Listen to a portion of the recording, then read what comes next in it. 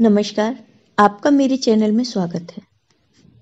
आज मैं सुनाने जा रही हूँ आपको संतोषी माता के व्रत की कहानी। एक बुढ़िया थी, उसके 7 बेटे थे, जिनमें 6 कमाते थे, लेकिन एक बेटा निकम्मा था। बुढ़िया 6 बेटों को अधिक प्यार करती थी। बुढ़िया 6 बेटों के लिए खाना बनाती और उन्हें प्यार से खिलाती, लेकिन उनसे जो जूठन बचती वह अपने 7वें बेटे को दे देती थी। एक दिन वह 7वां बेटा अपनी पत्नी से बोला, देखो मेरी माँ मुझे कितना प्यार करती हैं।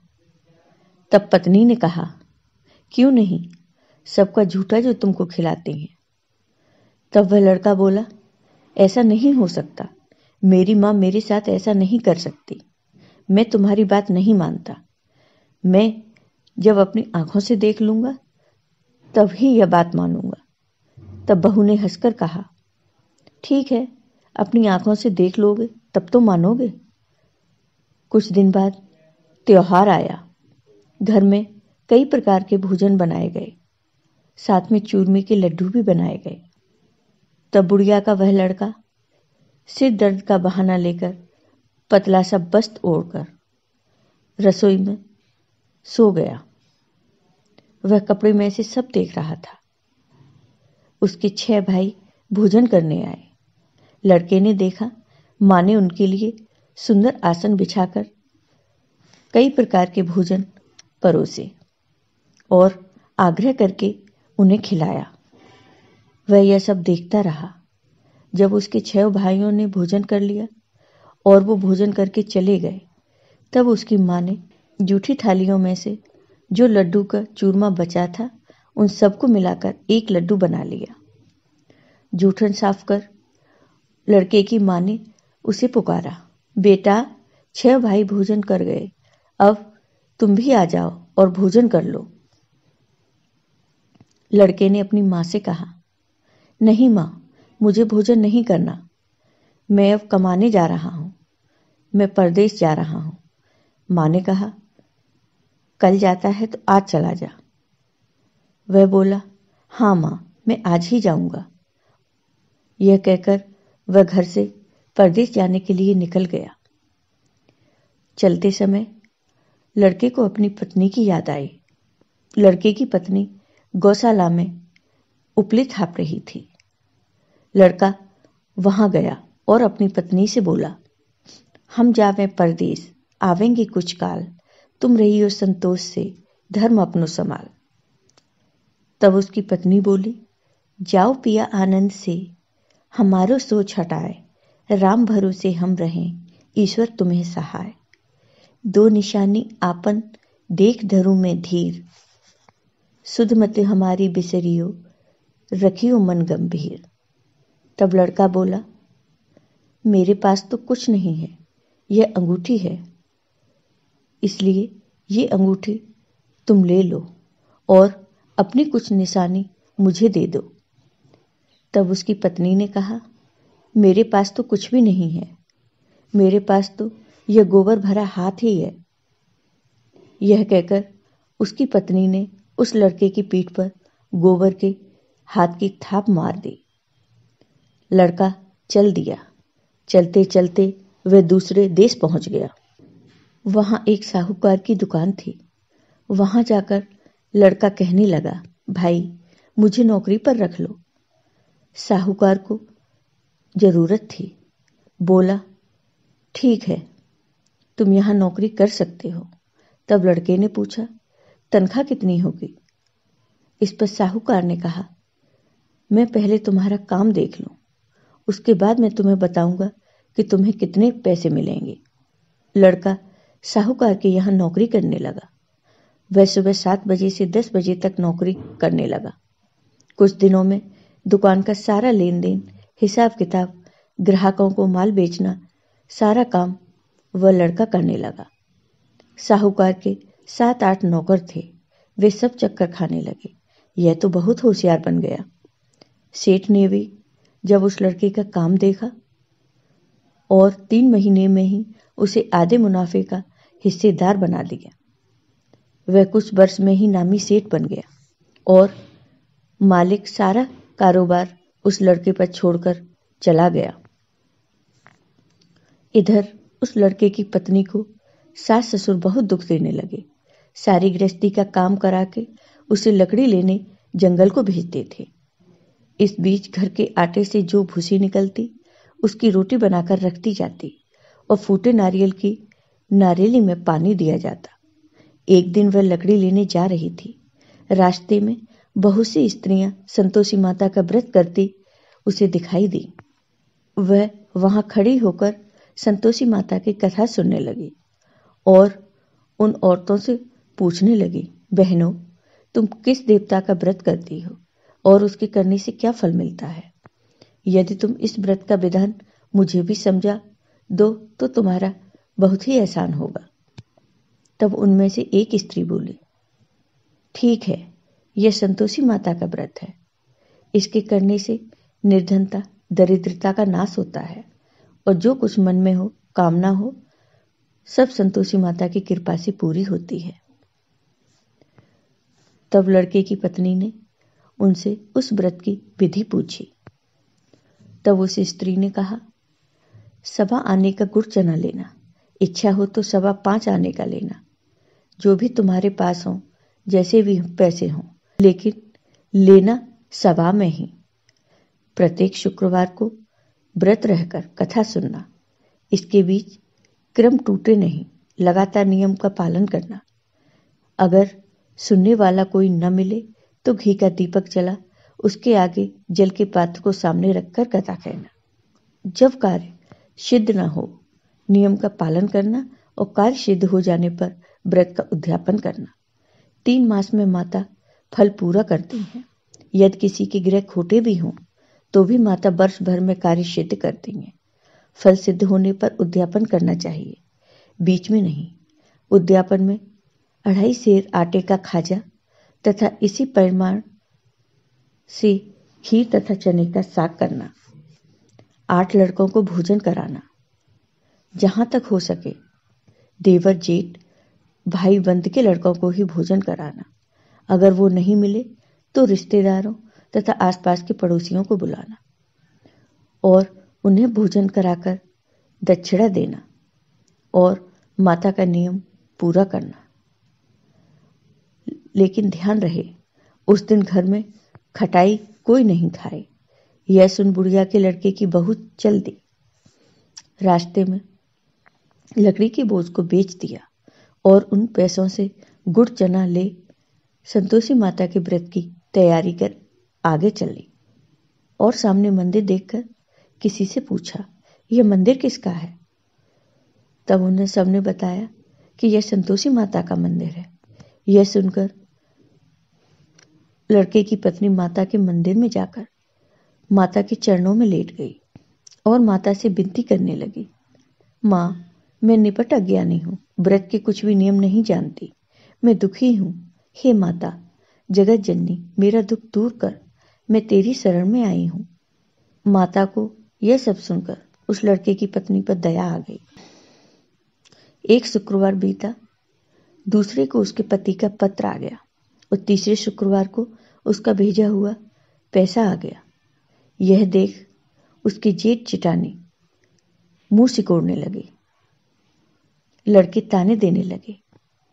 काकी के पास पत्र आने लगे, रुपया आने लगा। अब तो काकी की खाते बढ़ेगी।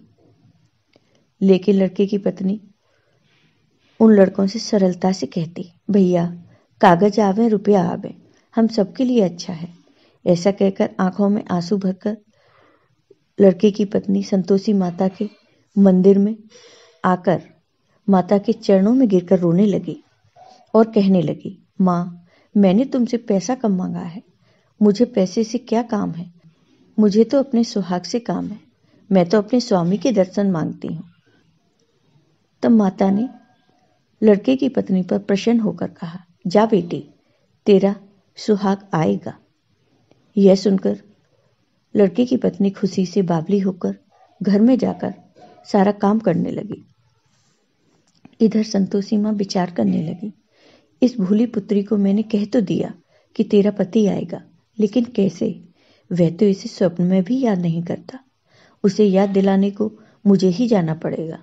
इस तरह संतोषी माता उस बुढ़िया के बेटे के पास जाकर स्वप्न में प्रकट होकर कहने लगी, हे साहूकार के बेटे, सो रहा है या जाग रहा है? तब साहूकार के बेटे ने कहा, माता, सोता भी नहीं जागता भी नहीं हूं, कहो आपकी क्या आज्ञा है? तब मां ने कहा, तेरे घर बार कुछ है कि नहीं? लड़का बोला, मेरे पास सब कुछ है, माँ बाप हैं, बहू है, क्या कमी है? तब माँ बोली, पुत्र, तेरी बहू घोर कष्ट उठा रही है। तेरे माँ बाप उसे परेशानी दे रहे हैं। वह तेरे लिए तरस रही है, तू उसकी सुध ले। तब लड़के ने कहा, हे माता, यह तो मुझे मालूम है, परंतु जाऊं तो कैसे? परदेश की बात है, लेन देन का कोई हिसाब नहीं, कोई जाने का रास्ता नहीं है, कैसे चला जाऊं? तब माँ ने कहा, मेरी बात मान, सवेरे नहा धोकर संतोषी माता का नाम ले, घी का दीपक जला, दंडवत कर दुकान पर जा। देखते देखते सारा लेन देन चुक जाएगा, जमा का माल बिक जाएगा, शाम होते होते धन का भारी ढेर लग जाएगा। तब वह लड़का माँ की बात मानकर नहा धोकर संतोषी माता को दंडवत घी का दीपक जलाकर दुकान पर बैठ गया। थोड़ी देर में देने वाले रुपया लाने लगे और लेने वाले हिसाब लेने लगे। कोठे में भरे सामान के खरीदार नगद दाम दे सौदा करने लगे। शाम तक धन का भारी ढेर लग गया। मन में माता का नाम ले चमत्कार देखकर लड़का बहुत प्रसन्न हुआ। उसने मन में माता का नाम लिया और घर जाने के लिए गहने, कपड़ा, सामान खरीदने लगा। यहाँ काम से निपट तुरंत वह लड़का घर के लिए रवाना हुआ। उधर उस लड़के की पत्नी जंगल में लकड़ी लेने जाती है। लौटते वक्त वह माँ के मंदिर में विश्राम करती है।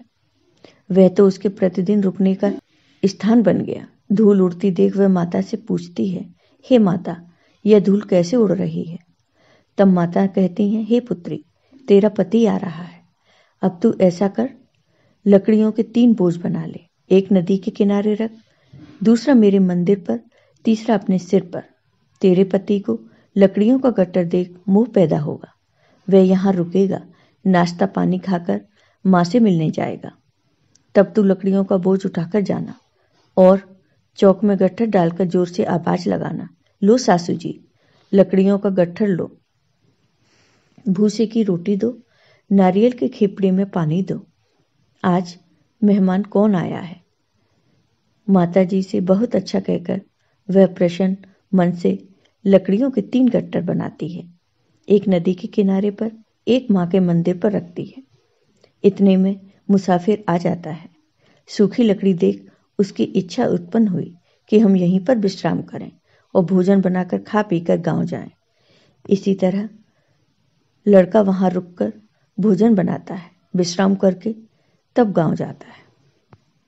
लड़के को सबसे प्रेम मिलता है। उसी समय सिर पर लकड़ी का गट्ठर लिए वह उतावली सी आती है। लकड़ियों का भारी बोझ आंगन में डालकर जोर से 3 आवाज देती है, लो सासू माँ, लकड़ियों का गट्ठर लो, भूसे की रोटी दो, आज मेहमान कौन आया है?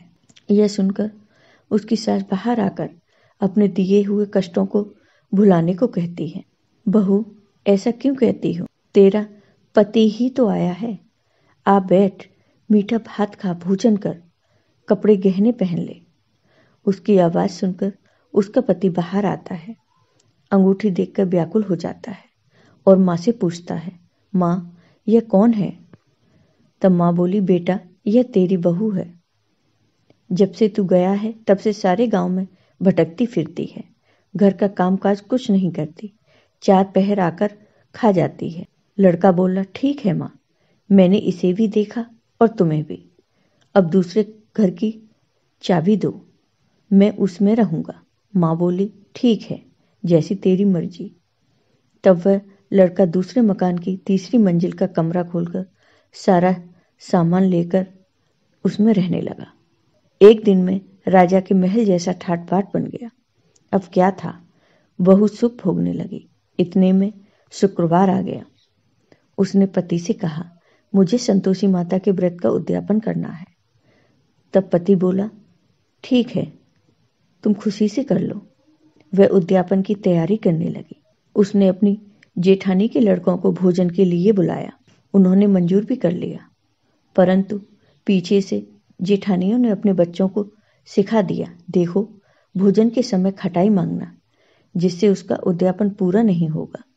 लड़के खाने आए, खीर खाना पेट भर खाया, परंतु बाद में खाते ही वह लड़के कहने लगे, काकी हमें खटाई दो, खीर और खाना हमको नहीं भाता, देखकर अरुचि हो रही है।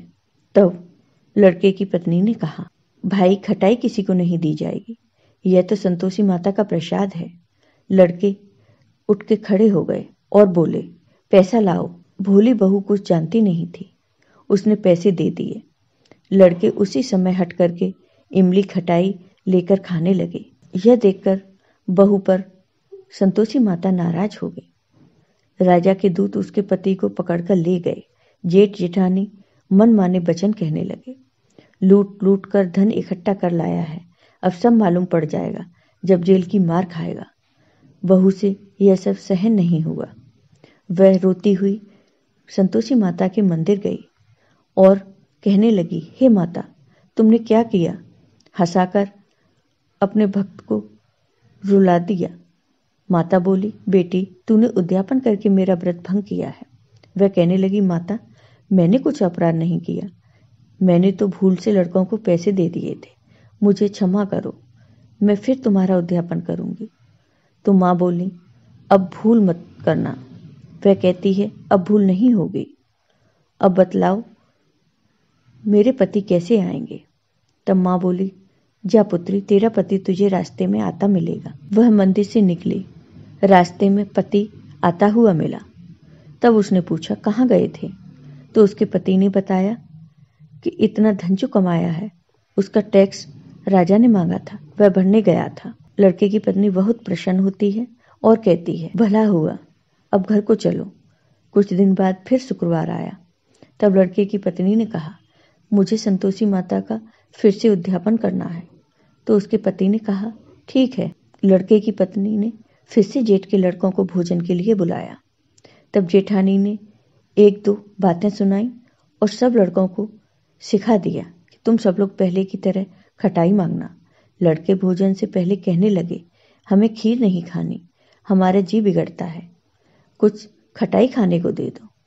तब लड़के की पत्नी ने कहा, खटाई किसी को नहीं मिलेगी, तुम्हें आना है तो आओ, नहीं तो रहने दो। तब जेठानियों ने अपने लड़के को नहीं भेजा।